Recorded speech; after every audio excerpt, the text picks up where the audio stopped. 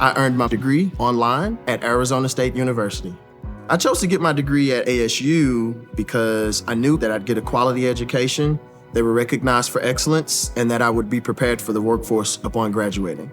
To be associated with ASU, both as a student and alum, it makes me extremely proud, and having experienced the program, I know now that I'm set up for success. Learn more at asuonline.asu.edu.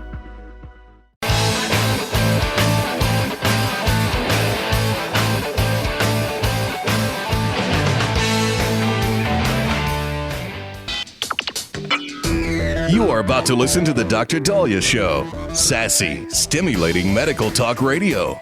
Any medical advice Dr. Daliah Wax gives on her show should not be substituted for an actual visit to your medical provider. And now, here's Dr. Daliah.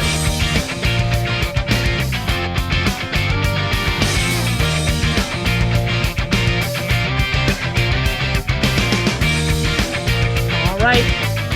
We are back on the Dr. Daliah Show. Thank you all for tuning in. 1-877-DOC-DALI, 1-877-DOC-DALI. So one of our listeners asked, and appropriately so, this is why I can't stand it when politicians talk about medicine, because, boy, does it start to make people nervous, especially as it pertains to Joe Biden, because Joe Biden is not the poster child of how medicine is supposed to be performed.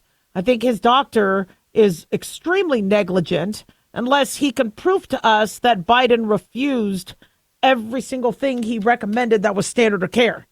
I think his doctor, Dr. O'Connor, should lose his license. But one of our listeners said that their doctor takes Ambien.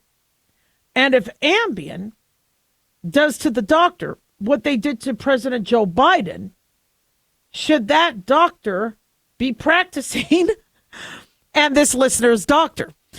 So we as doctors cringe when we see politicians interpret what's going on with medication and how medicine is being performed.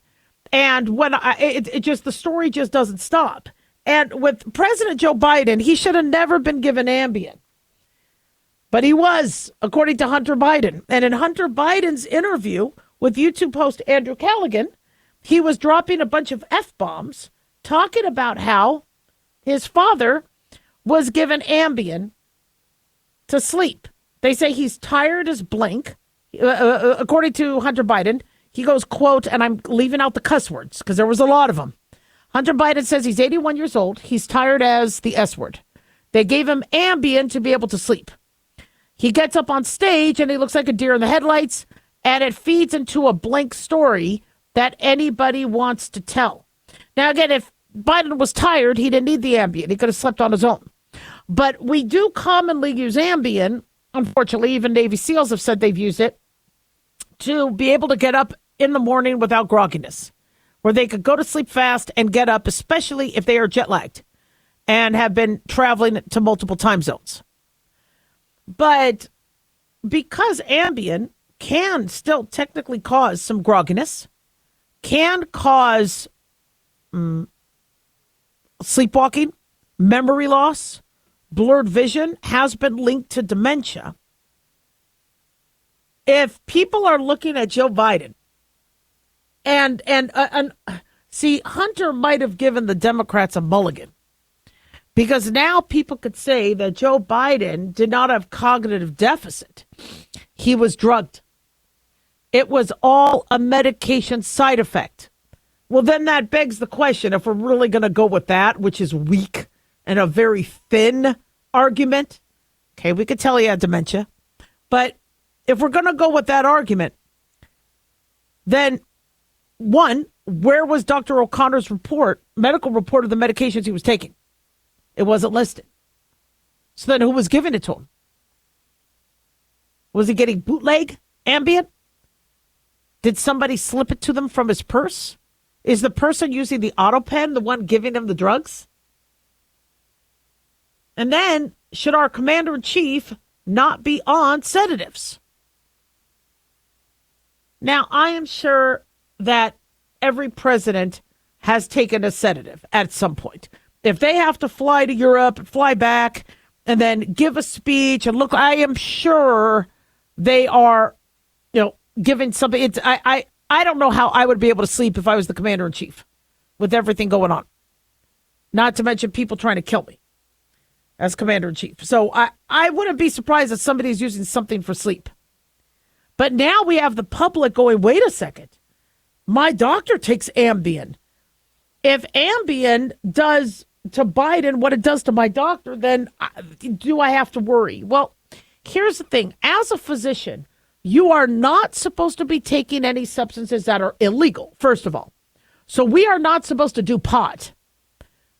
If it's legal in your state, you still are not supposed to be using federally controlled substances or federally illegal substances.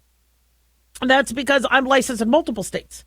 So I can't sit there and do a doob, right? Get baked, be okay in Nevada, but then not be okay in Montana. It doesn't work that way. I just don't do it. You don't do it. Now, doctors are also not, if you have a drink, I'm sure doctors will have a margarita, a mojito, celebrate with some champagne. Doctors can have alcohol, but they cannot practice under the influence of alcohol. So it needs to be on your off day. Remember I told you one of my buddies was supposed to be on call, didn't know. We were at his house. He already had a beer. The doctor called him saying, where are you? You're my doctor on call. And he goes, but I just had 2 beers. Now, he only had 1 at the time. But he said, I can't. I've had 2 beers. I'm not allowed to drive. And he got out of call. I was like, why didn't I think of that? I was a really goody two-shoes. So if you do drink, you are supposed to abort your duties and or make sure you're not on call. Transfer care to somebody else if you are going to have a beer or 2 beers. So doctors all this time, or we know what to do as it pertains to alcohol or controlled substances. Well, what about sleep aids? Sleep aids are tricky because a sleep aid could be a controlled substance, but it could also be over the counter. I would be more worried about somebody who took Benadryl than took Ambien, because Benadryl makes you more groggy. I think it was New Hampshire that was flirting with the idea of DUIs as if you took a Benadryl or an antihistamine that made you tired. If you were taking a medication that made you sleepy, that you got over the counter, that's still a DUI. And I don't know if that's still in their law, but if you are under the influence of something, it doesn't necessarily have to be an illegal or a controlled substance. It could be something over the counter that made you sleepy. So usually a medical provider has to make sure they are of sound mind and completely awake before they start taking care of patients. 1-877-DOC-Daliah.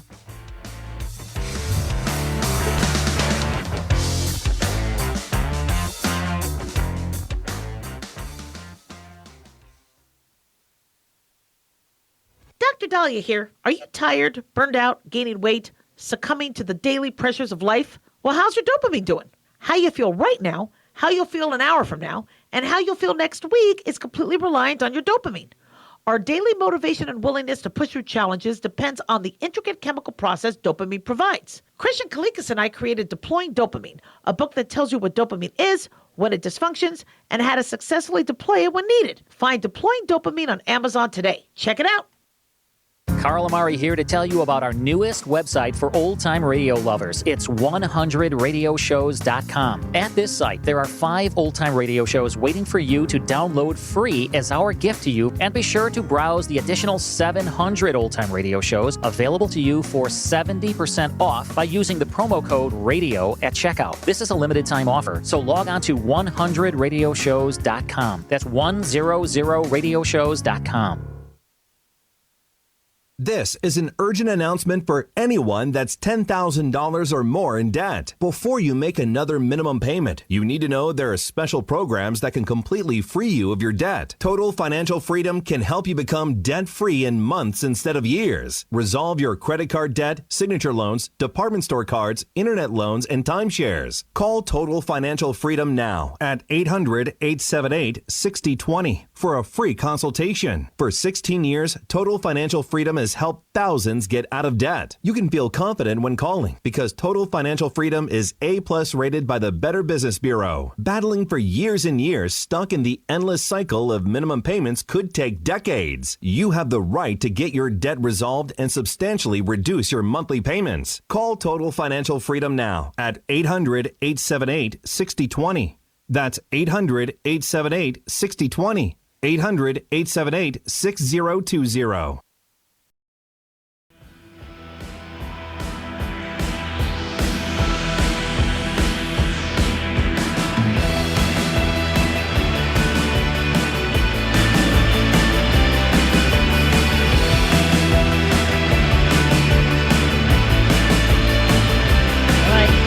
We are back on the Dr. Daliah Show. Thank you all for tuning in. 1-877-Dr. 1-877-DOCDALI. Big thanks to Talk Media Network for making the show happen. Big thanks to Daniel, our producer, and big thanks to you all for tuning in. We really do appreciate it. Don't forget to follow us on Twitter or X at Dr. Daliah, Facebook, The Dr. Daliah Show, and on YouTube, click like and subscribe. So, as it pertains to the Olympics, transgender women or biological males transitioning to women will no longer be eligible to compete for the United States in the Olympic or Paralympic Games in women's categories. This is huge. This is according to the U.S. Olympic and Paralympic Committee. The committee cited President Donald Trump's February executive order titled, quote, "Keeping Men Out of Women's Sports," which mandates immediate enforcement, including against schools and athletic associations that deny women's single-sex sports and single-sex locker rooms. According to the document, and it directs state attorneys general to identify best practices for enforcing the mandate. This is according to ABC News. In a memo to the Team USA community on Tuesday obtained by ABC News, USOPC President Gene Sykes and CEO Sarah Hirschland referenced Trump's executive order and said, as a federally chartered organization, we have an obligation to comply with federal expectations. The USOPC is responsible for supporting, entering, and overseeing U.S. teams in the Olympic and Paralympic Games, as well as sporting events for all ages, from youth to masters competitions.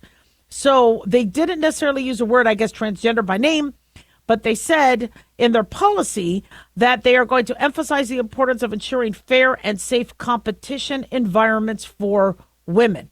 They say the USOPC is committed to protecting opportunities for athletes participating in the sport. The USOPC will continue to collaborate with various stakeholders with oversight responsibilities to ensure that women have a fair and safe competition environment. So this is huge.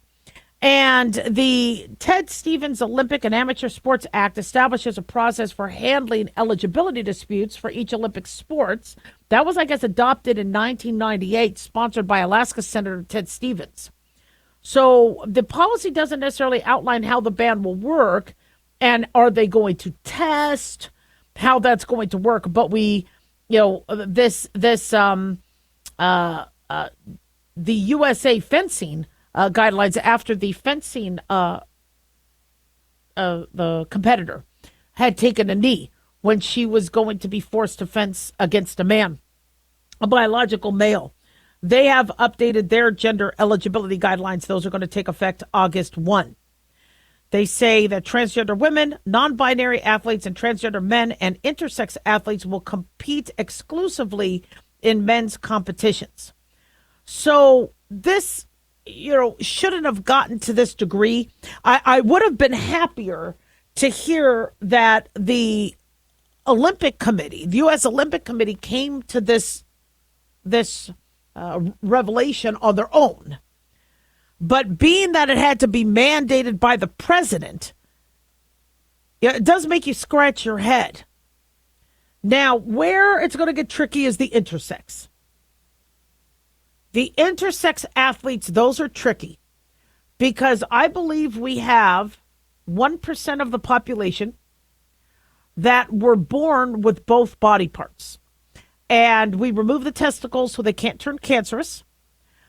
And they do usually have a vagina, or they have more feminine sex characteristics outer. So we raise them female. And it's much easier for them to be absorbed in society as female than male. And I believe that of 1% of the population, there's a good number of individuals who might not know. and might not know that they may actually have chromosomes that could be XY.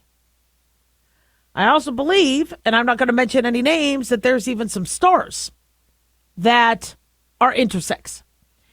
And so when somebody is given the hand that nature gave them, where they're born as an intersex, or what we used to call hermaphrodite, where they had both sex organs, and they will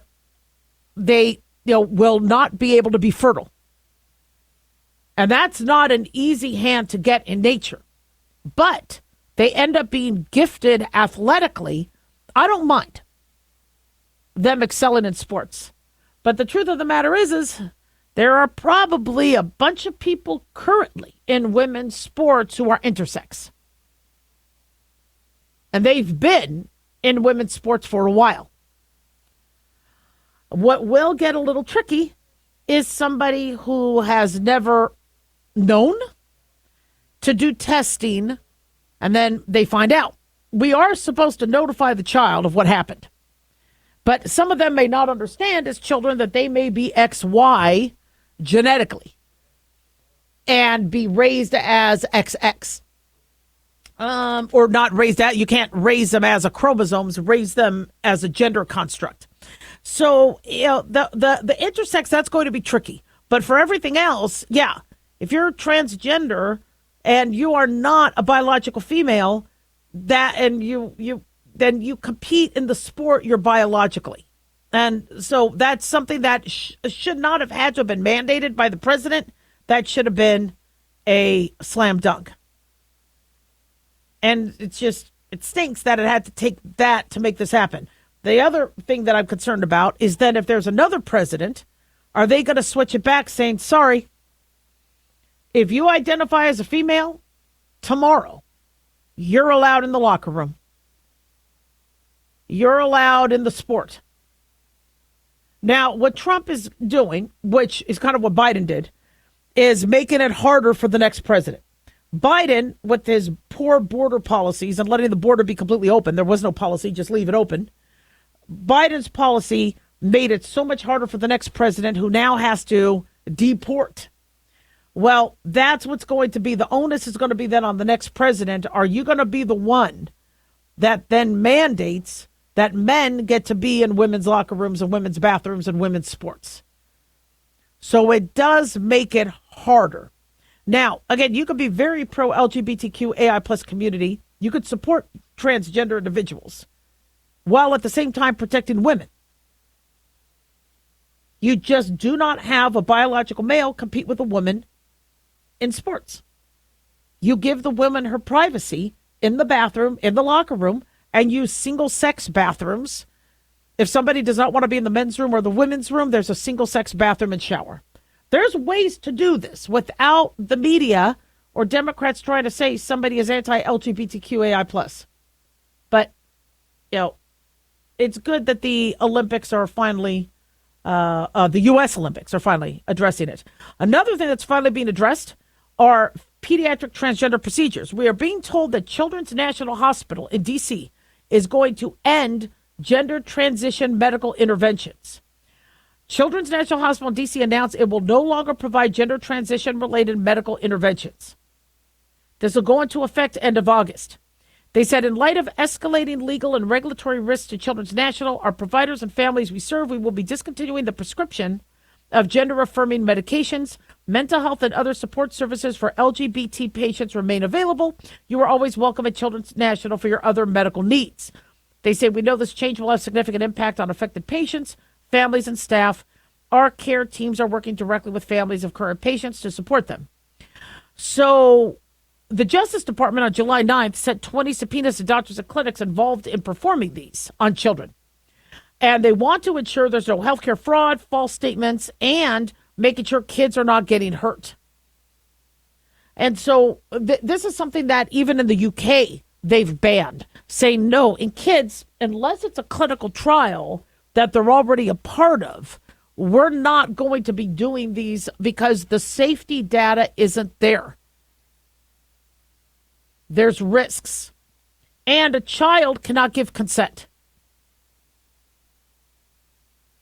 So President Donald Trump signed an executive order protecting children from chemical and surgical mutilation, which directed federal agencies to slash Medicare and Medicaid funding from those providers offering so-called gender-affirming care to patients under the age of 19.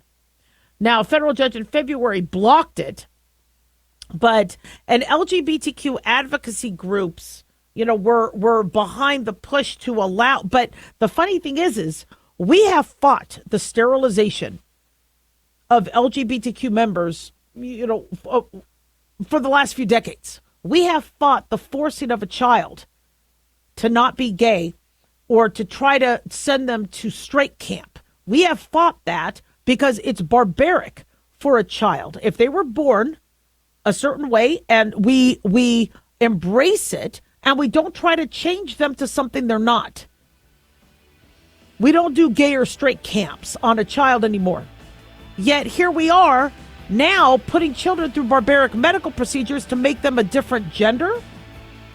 It doesn't make sense. 1-877-DOC-DOLLY. Don't go away.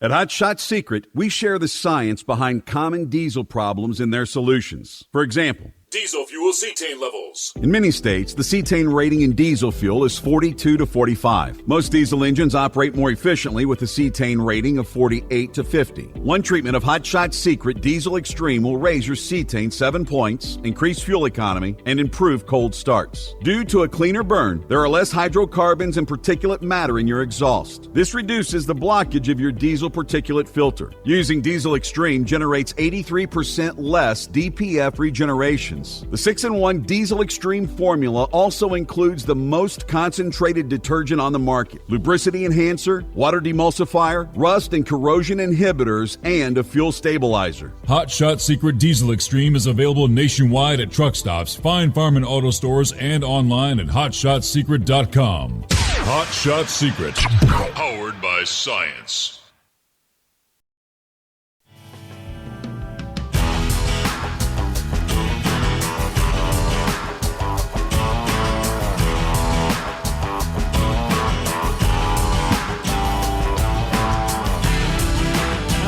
We are back on the Dr. Daliah Show. Thank you all for tuning in. 1-877-DOC-DOLLY, 1-877-DOC-DALI. Do you guys believe in an eye for an eye? When the Bible would talk about punishments, they brought up an eye for an eye. You take out somebody's eye, your punishment is losing your own. You destroy a person's arm, your arm gets destroyed. I don't know how I feel about that, but I'm wondering what should be a punishment for a pedophile. Now, we don't want to be barbaric and put somebody through what they do to a young child, as we're going to be talking about this case in Alabama. But I got to tell you, if they were put through the abuse, they might think again that they should be locked up or worse. Should Hamas, who took the hostages on October 7th, 2023, be subjected to losing their babies' heads? Losing that? See, we aren't going to do that.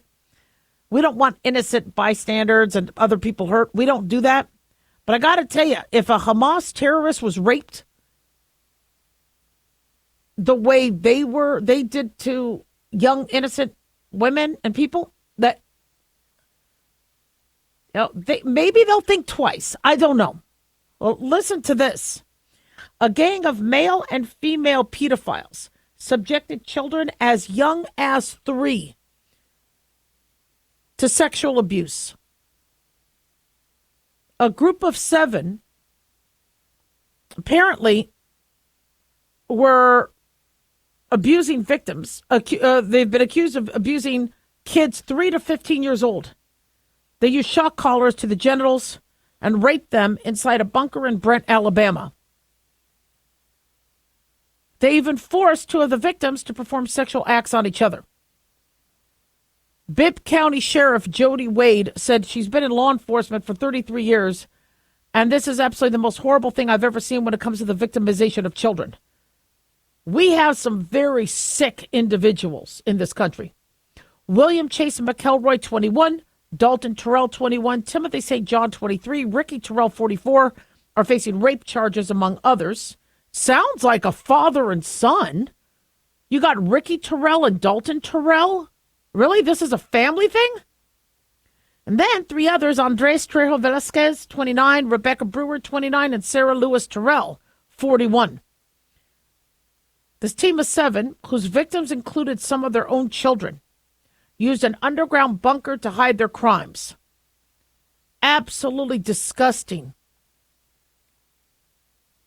And I'm not going to go into what the room looked like or what the bunker looked like, but the suspects would allegedly arrange and pay for the children, take them into the bunker and abuse them. And then they would punish the children with shock collars on their genitals. This is just, how do these kids recuperate from this? Police began investigating the group in early February after a trip from the Alabama Department of Human Resources following concerns regarding the sexual abuse of children. And they were discovered, and luckily these individuals have been found and arrested. And they say that the group would sell the children for up to $1,000 a night to abusers. One of the 7 was connected to a Mexican gang that uses sex trafficking as its main source of income. One of the abusers also was known to have sex with a dog. These are some individuals who are absolutely disgusting. And women were also a part of this. You would think their maternal instinct would say something's wrong. But no, women can be just as disgusting and murderous and abusive as men. And we're seeing this. So many of these individuals are now being charged with rape, sodomy, human trafficking, kidnapping, bestiality, cruelty to animals. Trejo Velasquez is also charged with human trafficking, as well as some of the other individuals, and torture. One is being charged with sexual torture, sexual abuse of a child less than 12 years old. Their arraignment is in August. But, you wonder if an eye for an eye would be, applicable in this, where somebody does to them, puts shock collars on their genitals, rapes. I don't want anybody, doing the raping, but I'm not saying the Bible is right, but I got to tell you, it's like Brian Kohlberger, who the murderer of the 4 Idaho students. He gets to sit in a cush prison. We're hearing that the prison is nice. And I think he gets protection so people don't hurt him. Is that equal justice? Now, you are dealing with people who are very sick. None of these people should make parole. None of these people should ever go out into society again. If they think what they did to kids was logical, it's disgusting. And sadly, these aren't the only kids these are happening to. We have to assume that the trafficking is far more ubiquitous than we think, especially with what happened with the border. Seeing 2-year-olds thrown over the wall. What happened to the other ones that were older? How many kids were taken from their parents during the migration up to the border? And then what's happened? The criminals and disgusting individuals want to make money. And if they struggle to make money in fentanyl and they struggle to make money in drugs, they're going to sell kids. Back in 2008, The Shield came out, a show that's been, I think, around for about 7 seasons. I started watching it, and the very first episode talks just about this, where they are selling kids and passing them around for sex.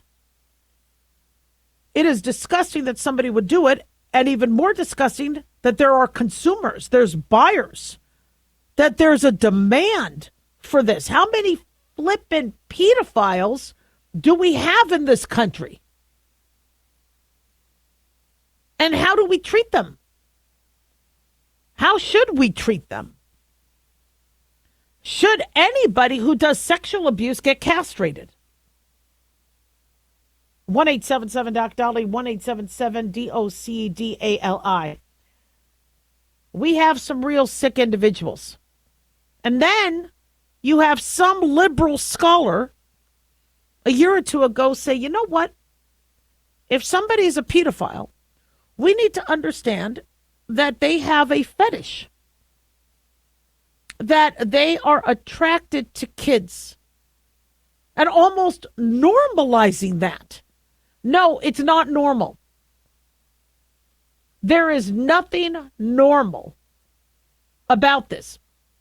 You go back to evolution, there is no advantage to attacking and torturing a kid or sexually abusing a child. No advantage whatsoever. In fact, it hurts the human species because that person will never want to engage in sex and propagate the human race after the abuse they go through. Which means if somebody wants to have sex with a child, they are disgusting. And they shouldn't be allowed in society. And to see a group of these individuals, what drove them? Money. And some sick mental, I don't know. And it stinks because being a doctor in medical school, we learned that 1 in 3 people have a mental illness. 1 in 3.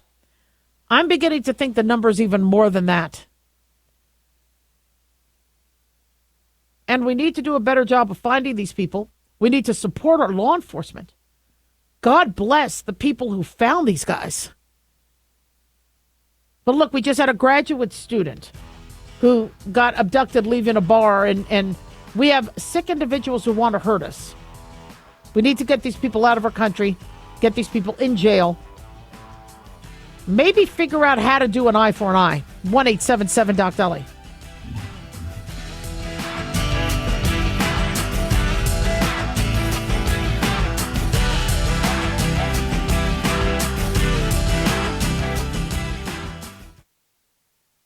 Hi guys, Dr. Daliah here. Addictions can sneak up on us and come in many forms, whether it's drugs, alcohol, sex, video games, porn, or something less obvious such as food, internet, or shopping. Addiction can seem innocent at first and then evolve into an insurmountable evil. In our book, Addiction Basics, Caitlin Kalikas and I dive into the common addictions and provide tips for identifying and preventing these before they sneak in and take over our lives. Addiction Basics can be found on Amazon or my website, drdaliah.com. Check it out. Carl Amari here to tell you about our newest website for old-time radio lovers. It's 100radioshows.com. At this site, there are 5 old-time radio shows waiting for you to download free as our gift to you, and be sure to browse the additional 700 old-time radio shows available to you for 70% off by using the promo code RADIO at checkout. This is a limited-time offer, so log on to 100radioshows.com. That's 100radioshows.com.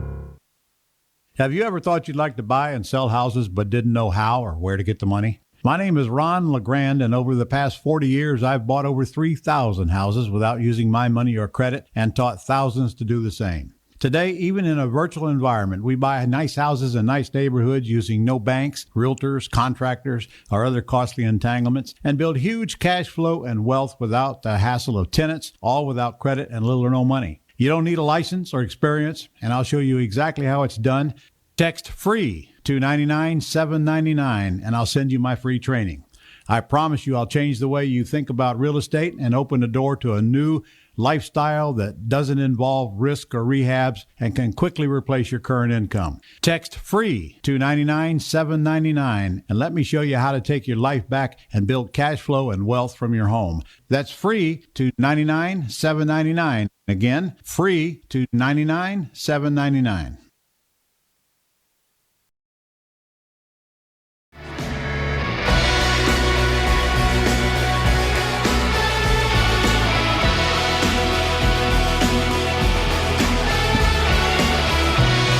All right. We are back on the Dr. Daliah Show. Thank you all for tuning in. 1-877-DOC-DALI, 1-877-DOC-DALI. Well, while in America there's been riots, protesting ICE, protesting law enforcement, protesting Trump's promise, which got him elected, to get criminals, illegal criminals, out of America to keep our streets safer, like Tren de Aragua, MS-13. The UK is having the opposite riots. They are dealing with riots because their people, their citizens, are ticked off about the open border policy and the immigrants and their issues in the country. And so, now, I said, why aren't people rioting in other countries? Why is it? Because other countries have stricter deportation rules than America does. But looks like there's riots going the other way, trying to get Prime Minister Starmer to pay attention to what is going on in terms of immigration. So they are having a slew of anti-immigration riots. And Starmer is warning of a summer of riots as they say UK is close to, quote, civil disobedience. And the government is under intense pressure as protests have broken out in Diss, Norfolk, Epping, Essex, Canary Wharf, London. Now, Reform UK leader Nigel Farage issued a warning that Britain is almost at a boiling point and close to civil disobedience on a vast scale. Those people are ticked. And Deputy Prime Minister Angela Rayner said at a cabinet meeting on Tuesday that the government must acknowledge real concerns of a quick change to diffuse tensions within communities across England. And so now Starmer is vowing to end a, quote, failed experiment in open borders. In a news conference, he has announced tighter British immigration rules, declaring an end to what he called a squalid chapter and, quote, failed experiment in open borders. Now, he's a part of the Labour Party. So even more liberal, right, than the Tories? You guys know more about English politics than I do. And Starmer has vowed to, quote, take back control with new rules, making it harder to obtain work, family, and student visas to the United Kingdom. Now, migrants' rights advocates worried about this. And he's more left. But the country can break if a country does not get their immigration policy streamlined, where people can come in legally and go through the process. And the Prime Minister has said the damage immigration has done to our country is incalculable. Now, the changes need Parliament's approval. They said these are needed to maintain social cohesion, drive investment in the local workforce, and prevent Britain from becoming an island of strangers. So that's fascinating that even his country is looking at what's going on and saying we need to do a better job, and that his people are protesting the open border policies. Now, the Reform UK party led by Nigel Farage, I believe, is more anti-immigration. And, there has been, I think Trump has worked with Farage before. I don't know much about the politics between the UK and America. But we have, a lot of the media was covering the riots until they realized that this is not something that's popular, right, with Americans. Most Americans want a secure border. And we need to rethink what we're doing, because if we want to be a country that's pro-immigrant, we need to be pro the immigrants doing it right. Coming to our country legally, going through the process. I'm a daughter of an immigrant. I am very pro-immigrant. Pro-legal immigrant, because my family had to take the test, learn the language, go by the book, pass the test, become citizens, and pay taxes. So most of us who are daughters or sons of immigrants believe that America is the beacon of opportunity, the beacon of freedom, and where immigrants can go for a safe haven. But it's for legal immigrants. If you do the process illegally, just like in any other country, you're going to get deported. And it sounds like the UK is going to get strict again. So, according to Madeline Sumption, director of Migration Observatory at University of Oxford, she says after Brexit, a new immigration system came in under the previous Conservative government that was surprisingly liberal. And she says there was a big and unexpected increase in migration to the UK. When they saw how big the numbers were, they started to roll back some of those liberalizations and made some restrictions. So if the UK can listen to their citizens, America should too. Now, there's been a lot of discussion on community-owned grocery stores or government-owned grocery stores, especially with Zohran Mamdani. And I want everybody having a chance to eat. And we're going to be talking a little bit later this week or month about the universal basic income. I'm really mixed on that because, when you're relying on the government to eat and live, that's making you dependent on the government. And then you could later be very vulnerable to the government because you rely on them and you need them to keep you surviving. We need to be able to survive. I like less government in our lives, but we're getting to a point where everything is so damn expensive. And so Zohran Mamdani, who may be mayor of New York City, if the vote is split among his competitors, wants government-run grocery stores. Well, how is that working out? Well, in Kansas City, Missouri, their government-run grocery store is on the brink of closing. They got tons of money, but they still can't keep it open. The local government wanted to address a so-called food desert, a term used to describe areas without access to full-service grocery stores that sell fresh produce, meat, and healthier options.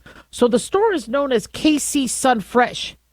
And we're being told it lost $900,000 over the last year, despite receiving tens of millions of dollars dating back to 2018. According to Fox News, the store's nonprofit operators' pre-pandemic success gave way to a downturn in the years since the pandemic. Customer traffic dropped, store operations suffered, and large portions of the shelves are bare or only partially stocked, including meat, dry goods. One customer told the network that the quality of products and the price they sell in comparison to other local options is better, but there was a lack of inventory.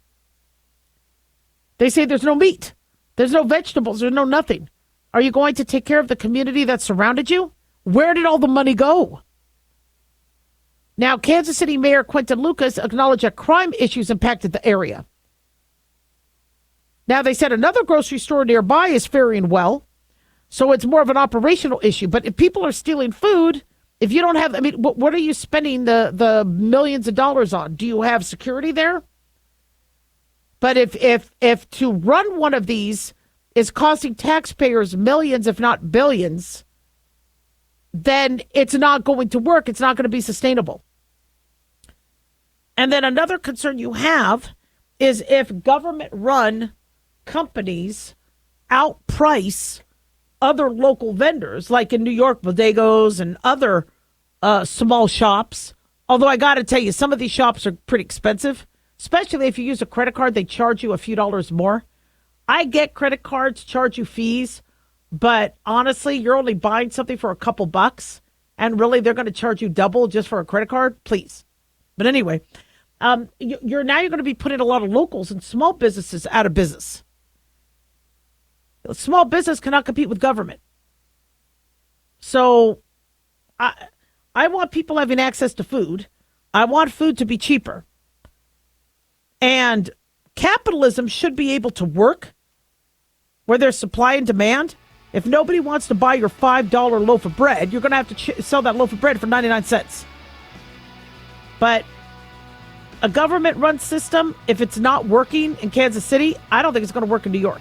1-877-DOC-DALIAH. Don't go away.